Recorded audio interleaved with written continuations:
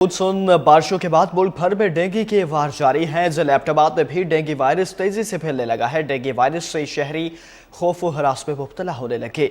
एबटाबाद से मजीद तफसीलात बताएंगे हमारे साकिब अपनी इस रिपोर्ट में। जिला एबटाबाद में भी डेंगू वायरस ने वार शुरू कर दिए।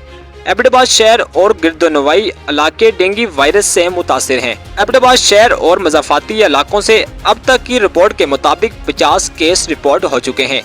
जिला एबटाबाद की तहसील लॉर्ड तनावल शरवान से सबसे ज्यादा केस रिपोर्ट हुए। हमारे पास डेंगू के केसेस मुख्तलिफ इलाकों से रिपोर्ट हुए हैं, जिसमें कोटियाला और धमतोड़, सप्लाई और ज़्यादातर इनके ताल्लुक जो है इन इलाकों से 50 केसेस आए हैं टोटल हमारे पास।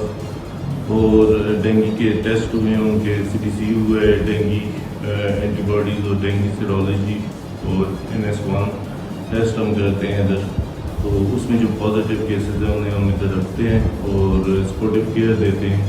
अल्हम्दुलिल्लाह सारे केसेस बेहतर होके गए हैं और ज़्यादातर जो केसेस थे वो इस्लामाबाद और रावलपिंडी या बाकी इलाकों से आते हैं।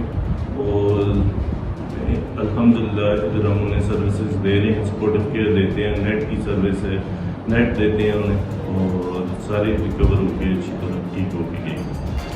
डेंगू वायरस से मुतासरीन अफराद को नेट बेड की सहूलियात दे दी गई ताकि इस मर्ज से दूसरे लोग मुतासर न हो सकें। Hammad Saqib, K2 television, Abbottabad.